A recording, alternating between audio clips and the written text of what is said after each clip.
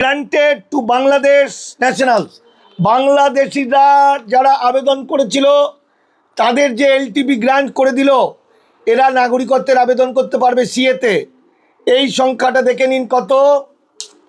এটা হচ্ছে 2011 থেকে 14 সালের মধ্যে 159 জন, 2016 সালে 37 জন, মোট 236 জন এলটিপি পেয়েছে।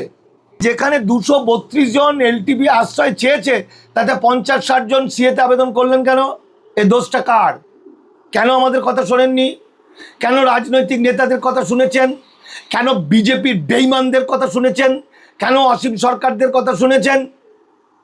তাহলে কেন আপনারা এলটিপিতে আবেদন করেননি? তাহলে আপনাদের এই যে এলটিপি, এইখানে বলছে যারা এলটিপি পেয়েছে তারা আবেদন করেছে এতে নাগরিকত্ব ন্যাচারালাইজেশনের নাগরিকত্ব পাবে। যারা এলটিপি আবেদন করেননি, পায়নি, তাদেরগুলো বাতিল হবে। তাই ভয় পাবেন না, আপনারা এই ভারতবর্ষের ভূমিপুত্র, অখণ্ড ভারতের ভূমি সন্তান। সুতরাং ভয় মাথা থেকে ওঠান। বৃদ্ধ মা বাবাকে বাঁচাতে হবে, বাচ্চাকে বাঁচাতে হবে, ছেলেপিলেকে বাঁচাতে হবে। চল বেঁধে আপনারা একদিকে লং টার্ম ভিসা আবেদন করুন, এলটিপি 2-4 বছর সেফ হয়ে যান, পাশাপাশি একত্রিত হয়ে গণ আন্দোলন করুন। মূল হচ্ছে আন্দোলন চলবে, লক্ষ কোটি মানুষ, পাশাপাশি আইনের ব্যাপারটাও যাবে সংবিধান মেনে, তবে আপনি বাঁচবেন। আর একটা জিনিস আপনাদের আমি বলি, যারা কাঁটাতার পেরিয়ে এসেছেন, যাদের লিগাসি নেই, মানে 1952 সালের ভোটার তালিকায় নাম নেই, যাদের বাপ চতুর্গোষ্ঠীর নাম 72, 65, 70 এসবের নেই, এবং ভারতে ঢুকে যারা এসসি সার্টিফিকেট জালি করেছে,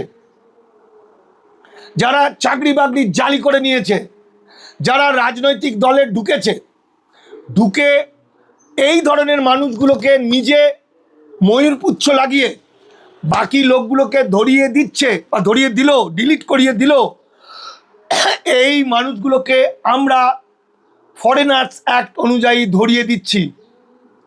আমরা 10 জনকে এখন ধরিয়ে দিচ্ছি: অসীম সরকার, স্বপন মজুমদার, নিশীথ পরামানিক, অসীম বিশ্বাস, অশোক কীর্তনিয়া। এদের লিগাসি নেই। যাদের লিগাসি নেই তাদের জন্মগত নাগরিকত্ব নেই। 50 সালে জন্ম হলেও, 80 সালে জন্ম হলেও। আজকে আমরা কাজ করছি শুভেন্দু অধিকারীকে ধরিয়ে দেওয়ার জন্য, সারাদিন কাজ চলছে।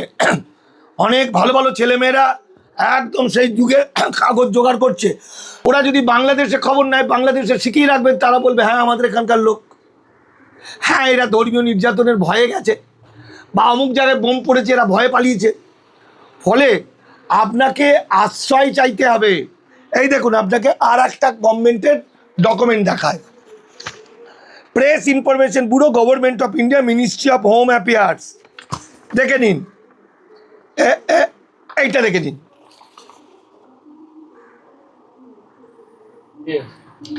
এখানে দেখুন কি বলছে। আমরা দেখতে পাচ্ছি এসআইআর এর ফাইনাল লিস্ট বের হওয়ার পরে যারা বাংলাদেশের অনুপ্রবেশকারী আছেন বা শরণার্থী বলতে পারেন, তাদেরও নাম অনেক ডিলেট হচ্ছে। এই বিষয়ে কি বলবেন? প্রথমে বলে নিই, শরণার্থী ভারতবর্ষের আইনে নেই, অর্থাৎ এদেরকে শরণার্থী বলা হচ্ছে না। শরণার্থী আন্তর্জাতিক আইনে আছে। ভারত সরকার কায়দা করে মহাশ্বেতা দেবী, উৎপল দত্ত, প্রতুল মুখোপাধ্যায়দের মতো মানুষ, অমর্ত্য সেন, যারা সারা বিশ্বে বাঙালির সম্মান রেখেছেন, তাদেরকে অনুপ্রবেশকারী তকমা দিয়ে দিয়েছে 2003 সালে। নাগরিকত্ব আইন 2003-এ তাদের অনুপ্রবেশকারী তকমা দিয়ে দিয়েছে। অর্থাৎ 1952 সালের পাসপোর্ট এবং ভিসা চালু হওয়ার পরে মাইগ্রেশন সার্টিফিকেট নিয়ে যারা আসেননি, যারা সিটিজেনশিপ সার্টিফিকেট পাননি, আইনের চোখে তারা সবাই অবৈধ অনুপ্রবেশকারী, এটা বুঝতে হবে। এবং তাদের এখন ধরতে পারলে 10 লাখ টাকা ফাইন, 5 বছর 7 বছর জেল ইত্যাদি আইন করেছে বিজেপি। মাত্র 1 বছর মানে 4 এপ্রিল 2025 আইনটার নাম ইমিগ্রেশন অ্যান্ড ফরেনার্স অ্যাক্ট। এবং এই যে সিএ এর মাধ্যমে নাগরিকত্ব দেওয়া হবে বলছে, আমি আজকের এই বিষয়টা আপনাদের কাছে পরিষ্কার করব ডকুমেন্ট দিয়ে যে এটা একটা ভাঁওতা। কেন ভাঁওতা খুব ভালো করে বুঝুন। মনে করুন আপনার বাড়িতে যদি কেউ না বলে ঢুকে পড়ে, না বলে ঢুকে পড়লো, ঢুকে পড়ে আপনার মেয়েকে বিয়ে করতে চাইছে বা আপনার পরিবারের একজন হতে চাইছে, আপনি কি করবেন? আপনি কি হতে পারবেন? পারবেন না। আপনার বাড়িতে অনুমতি নিয়ে ঢুকতে হবে, তারপরে আপনার মেয়ের সঙ্গে প্রেম প্রীতি ভালোবাসার সম্পর্ক ভালো হলেই বিয়েতে হবে। তাহলে একজন অবৈধ অনুপ্রবেশকারীকে সারা পৃথিবীর মানুষ ধরার চেষ্টা করে, মানে রাষ্ট্রগুলো ধরবে। তো আপনি যখন অবৈধ অনুপ্রবেশকারী, আপনি সরাসরি সিএতে আবেদন করছেন, নাগরিকত্ব চাইছেন, আপনার এত বড় সাহস! একজন অবৈধ অনুপ্রবেশকারী সে চোর হতে পারে, সে খুনি হতে পারে, সে ডাকাত হতে পারে, সে সন্ত্রাসবাদী হতে পারে, সে সাধু হতে পারে, সে সমাজকর্মী হতে পারে, যে কেউ হতে পারে। তাহলে তার গায়ে তো লেখা থাকবে না। তাহলে সেই লোকটা এলো আর নাগরিকত্ব চাইলো আর পেয়ে গেল? হয় না। তাহলে নাগরিকত্ব চাওয়ার লাইনে আমাদের গেলে হবে না। দেখুন, সিএএ 2019 বা সিএ যে আইনটা হয়েছে, সেই আইনের ব্যাখ্যা মিথ্যা বলেছে বিজেপি, সবাইকে সব মিথ্যা কথা বলেছে। আমরা যখনই কোনো সত্যি কথা বলেছি তখনই সেটা চাপা দিয়ে দিয়েছে। কিন্তু ওই আইনের মধ্যেই এই মানুষগুলোর বাঁচার একটা রাস্তা আছে। আমি আজকে সেই রাস্তার কথাটা বলবো। একটা জিনিস দেখুন, এখানে বলছে এটা একটা আরটিআই। এই তথ্য জানার অধিকারে আমরা আরটিআই করেছিলাম। এটা কবে হয়েছে? 5/3/2026 মার্চ মাসের 5 তারিখে এটা দিয়েছে। এখানে বলা হয়েছিল যে সিএতে সবাই নাগরিকত্ব পেতে পারে কি না বাই ন্যাচারালাইজেশন। এখানে উত্তর দিচ্ছে citizenship by naturalisation is governed by the Section 6 of the Citizenship Act 1955. আচ্ছা, এ ফরেনার্স ব্র্যাকেটে লেখা আছে not been an illegal migrant who satisfy the, এই দেখুন, অর্থাৎ ইললিগাল মাইগ্রেন্ট যারা, তারা কোনো দিনই ন্যাচারালাইজেশনে বা রেজিস্ট্রেশন করে নাগরিকত্ব পেতে পারে না, পারে না, পারে না, পারে না। তাহলে যারা পেয়েছে তাদের কি অবস্থা হবে? দেখুন, যারা পেয়েছে, ধরুন রামকে দিয়েছে, ওখানে লিখে দিয়েছে রামের বউ বাংলাদেশি, রামের মা বাংলাদেশি, রামের বাবা বাংলাদেশি। এবার ওখানকারই কেউ একটা লোক যদি থানায় এফআইআর করে, এই পরিবারটা ধরা পড়ে যাবে। আবার এই আরটিআইটা দেখিয়ে মিনিস্ট্রি অফ হোমের যদি ওই রামের বিরুদ্ধে কেউ চ্যালেঞ্জ করে যে ওর সার্টিফিকেটটা ভুয়ো, তাহলে ও ধরা পড়ে যাবে, কারণ ও ভুয়ো কাগজ দিয়ে সার্টিফিকেট পেয়েছে এবং যারা এই সার্টিফিকেট দিয়েছে তারা ধরা পড়ে যাবে। তাহলে বাঁচার রাস্তাটা কোথায়? এই তো। তাহলে এটা হচ্ছে আমি আমাদের গ্রুপে দিয়ে দেবো। এই মানুষগুলো যারা বাংলাদেশ থেকে এসছেন তাদের জন্য গ্রুপ করছি, তাদের বাঁচার জন্য সেই গ্রুপে আমি এটা দিয়ে দেবো। আর এদের বাঁচার বিষয়টা আমার নাগরিকত্বের সার কথা বইটাই ডিটেলস দেওয়া আছে কীভাবে বাঁচতে পারে। তাহলে এবার অঙ্কটাই আসুন। 2019-এ যে আইনটা হলো তাতে বলল বাংলাদেশ, পাকিস্তান, আফগানিস্তান থেকে আসা 6টা ধর্মের মানুষ যারা 2014-র আগে এসছে এবং পাসপোর্ট অ্যাক্ট ফরেন অ্যাক্টে ছাড় পেয়েছে, তারা আর ইল্লিগাল নয়। তাহলে আপনারা কি ছাড় পেয়েছেন? পাননি। আপনারা কি ছাড় চেয়েছেন? চাননি। তাহলে ছাড় চাননি, ছাড় পাননি, আপনি একটা সন্দেহভাজন লোক, আপনি চুপি চুপি ভোটার কার্ড করেছেন, আপনি লোকের এখানে চাকরি জোগাড় করেছেন ঘুষ দিয়ে দিয়ে আপনি এই তো এখন কিছু ভোটের দাঁড়িয়েছে, ধরা পড়ে যাচ্ছে সিপিএম, এই তৃণমূল এবং বিজেপি এখন বিপদে পড়ে গেছে। তাহলে আপনি এত জালি করেছেন, বড় বড় ভাষণ দিচ্ছেন, আবার আপনি গভর্নমেন্টের কাছে নাগরিকত্ব চাইছেন। তাহলে যদি নাগরিক না হন তাহলে নাগরিকত্ব চাইছেন কেন? যদি নাগরিক হন তাহলে নাগরিকত্ব চাইছেন কেন? তার মানে আপনি জানেন আপনি নাগরিক নন। আপনি নাগরিক নন, তাহলে নাগরিক যে নয় তার বাড়ি ঘর জমি জায়গা থাকতে পারে না এই ভারতবর্ষে। তাহলে আপনি যখন সিএতে আবেদন করছেন আপনি ধরা দিলেন, কিন্তু ভারত সরকার আপনাকে যে অফারটা দিয়েছে, অফারটা হচ্ছে 1951 থেকে 2014 মধ্যে আপনি যদি পাসপোর্ট অ্যাক্ট ফরেন অ্যাক্টে ছাড় পান তাহলে আপনি আর ইলিগাল নন, আপনি লিগাল, তাহলে আপনি সিএতে আবেদন করতে পারবেন। এবার পাসপোর্ট অ্যাক্ট ফরেন অ্যাক্টে তো আপনি বলবেন যে আমি তো জানি না ছাড় কী করে পেতে হয়। তাহলে পাসপোর্ট অ্যাক্ট ফরেন অ্যাক্টে কী বলেছে? পাসপোর্ট অ্যাক্ট ফরেন অ্যাক্টে বলেছে 3টে দেশের 6টা ধর্মের মানুষ যারা 2014 সালের 31শে ডিসেম্বরের মধ্যে এসেছেন, যারা হিন্দু এবং যারা ভারত সরকারের কাছে আশ্রয় চেয়েছে, ভারত সরকারকে বলেছে আমি বিপদে পড়েছি, আমাকে আশ্রয় দাও। ইংরেজিতে লেখা আছে who are compel to seek shelter.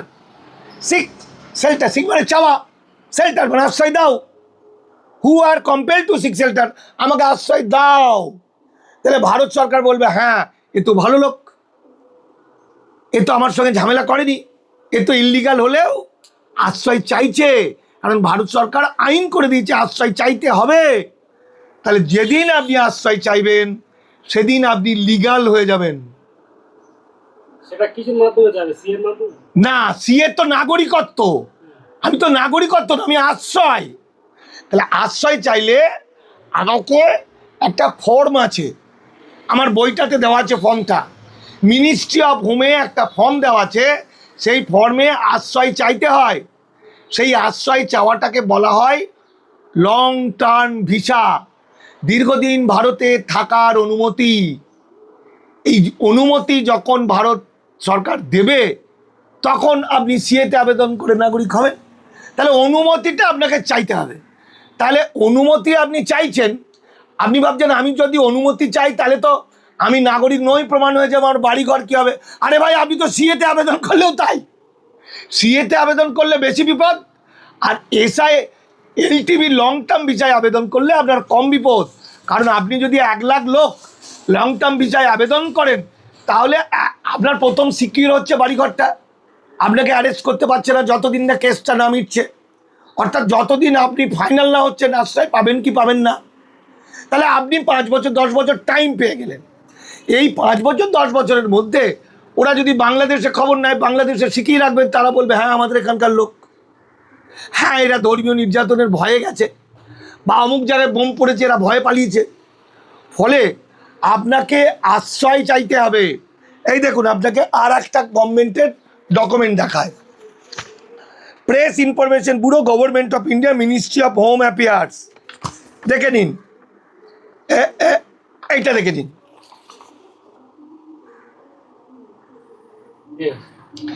এখানে দেখুন কি বলছে, কতজন আশ্রয় চেয়েছিল, মানে কতজন আশ্রয় পেয়েছে, পেয়েছে মানে চেয়েছে তবেই তো পেয়েছে।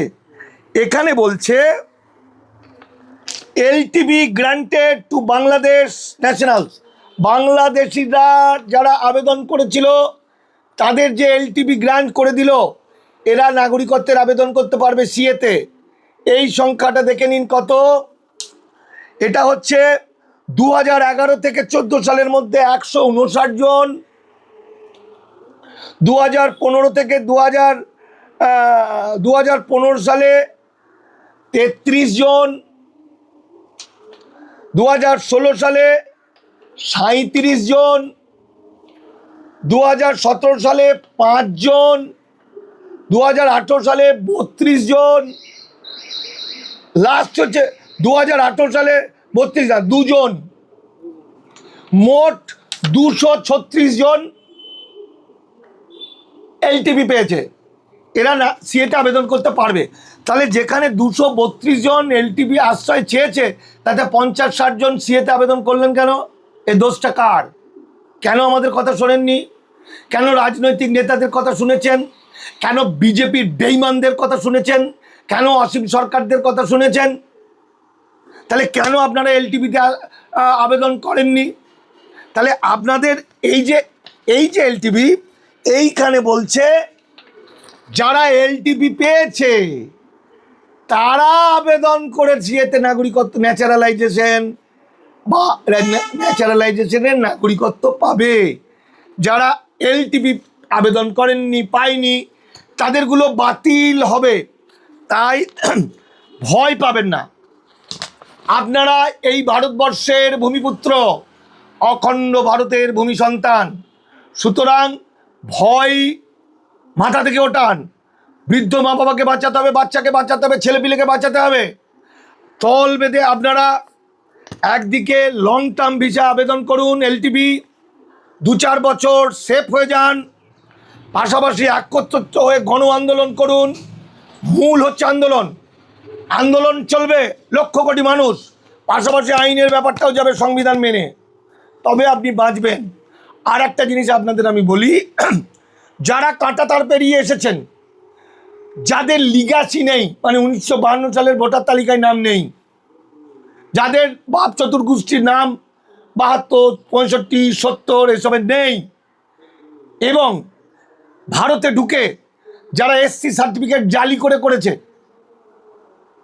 যারা চাকরি বাকরি জালি করে নিয়েছে, যারা রাজনৈতিক দলে ঢুকে এই ধরনের মানুষগুলোকে নিজে ময়ূরপুচ্ছ লাগিয়ে বাকি লোকগুলোকে ধরিয়ে দিচ্ছে বা ধরিয়ে দিল, ডিলিট করিয়ে দিল, এই মানুষগুলোকে আমরা ফরেনার্স অ্যাক্ট অনুযায়ী ধরিয়ে দিচ্ছি। আমরা 10 জনকে এখন ধরিয়ে দিচ্ছি। অসীম সরকার, স্বপন মজুমদার, নিশীথ পরামানিক, অসীম বিশ্বাস, অশোক কীর্তনিয়া, এদের লিগাসি নেই। যাদের লিগাসি নেই তাদের জন্মগত নাগরিকত্ব নেই। 50 সালে জন্ম হলেও, 80 সালে জন্ম হলেও, আজকে আমরা কাজ করছি শুভেন্দু অধিকারীকে ধরিয়ে দেওয়ার জন্য। সারাদিন কাজ চলছে। অনেক ভালো ভালো ছেলেমেয়েরা একদম সেই যুগে কাগজ জোগাড় করছে। আমি কলকাতা হাইকোর্টে একটা মামলা করে জিতেছি। সুতরাং আমরা দায়বদ্ধ দেশভাগে বলি হওয়ার ছিন্নমূল প্রতিটি মানুষের প্রতি। ধরিয়ে দেবেন মানে কাতায় ধরিয়ে দেবেন। আমরা ধরিয়ে দেবো মানে ফরেনার্স অ্যাক্টের 9 নম্বর ধারাতে তার নামে কেস।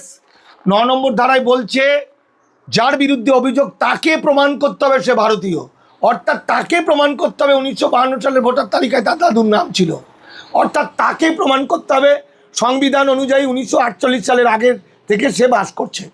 কিন্তু এটা যদি সাধারণ মানুষ হয়, সে গরিব হোক, সে শ্রমিক হোক, সে ধনী হোক, সে হিন্দু হোক, সে মুসলমান হোক, সে বৌদ্ধ হোক, সে খ্রিস্টান হোক, সে জৈন হোক, সাধারণ মানুষ তার নিঃশর্ত নাগরিকত্বের জন্য আমরা জীবনের শেষ দিন পর্যন্ত লড়াই করব। কিন্তু তাদের যারা ধরিয়ে দিচ্ছে তারা বাংলার শত্রু, বাঙালির শত্রু, জাতির শত্রু, মানবতার শত্রু, মানুষের শত্রু। তাদেরকে চিহ্নিত করে দিন, তাদের ধরে দিন। আর বিজেপির হয়ে যে সমস্ত মণ্ডল কমণ্ডল আছে, যে গুন্ডা বাহিনী, সেই গুন্ডা বাহিনীগুলোকে আমরা ইল্লিগাল মাইগ্রেন্টগুলোকে ধরিয়ে দেবো আইনে। তাদের 10 লাখ টাকা ফাইন, 7 বছর জেল। আপনারা এরকম কিছু তথ্য আপনাদের কাছে যা আছে আমাদের পাঠান। মনে রাখবেন, সবসময় পলিটিক্যাল নেতা এবং যারা আপনাদের ঠকিয়েছে একমাত্র তাদেরকে, সাধারণ মানুষকে নয়। আর যারা গুন্ডাগার্দি করছে, যারা হিন্দু মুসলমানের দাঙ্গা লাগছে, যারা আমার ভারতবর্ষের মূল নিবাসী মানুষ মুসলমান ভাইদের মারবো, ধরবো, কাটবো করেছে, এদেরকে চিহ্নিত করুন। এদের জম হচ্ছে মানিক ফকির এবং দামাল বাংলা। এদেরকে আমরা নিশ্চিহ্ন করে দেবো। হতে পারে সে শুভেন্দু অধিকারী, হতে পারে অসীম সরকার, হতে পারে যে কোনো পলিটিক্যাল দলের। নমস্কার, আমার ফোন নাম্বার 9836327536।